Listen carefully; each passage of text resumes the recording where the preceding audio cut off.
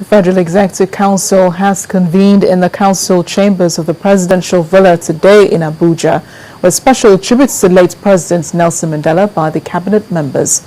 At the meeting, presided over by Vice President Namadi Sambo, the ministers eulogized Mandela and his leadership character and deep spirit of forgiveness. They collectively asked leaders to also imbibe his ideals, principles of selflessness, and fight for the freedom of Africans, which translates to Nigerians.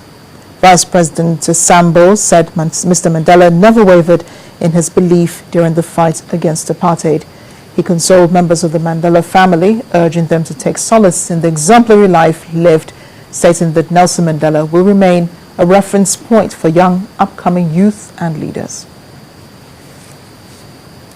Well, thousands of people came out today to pay their last respects for former South African President Nelson Mandela in Pretoria.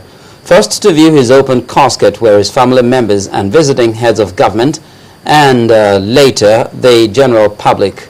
According to our South Africa correspondent Madiba, no cameras or cell phones are allowed around the open casket, but eyewitnesses say the Mandela family members were expectedly quite emotional on seeing his body.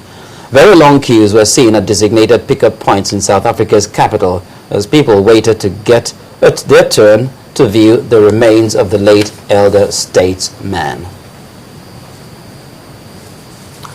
For more events on celebrating the life of Nelson Mandela here in Nigeria, we'll be joining the South African Embassy and the Nigeria South Africa Chamber of Commerce and Industry for the live coverage of a memorial service in honor of the late president.